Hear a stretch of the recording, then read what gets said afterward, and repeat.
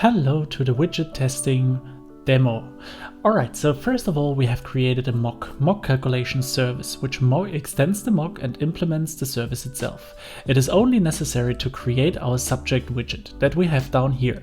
So we create a material app, calculator screen, and inside we pass through the mock calculation service, so that we just test the calculator screen.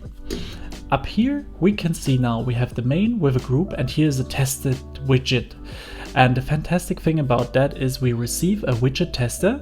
With that we can pump a widget into our environment, test environment, and we can check here all the different parts of our keyboard, for example.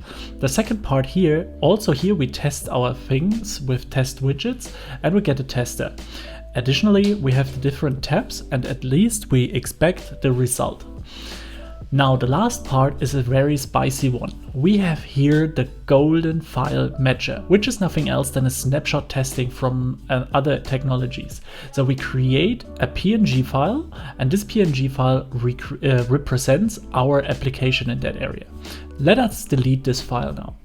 Now if we create a Flutter test with --update goldens, we create our snapshot for that. After some seconds, we can see that the file is created and we have our image back in our screens.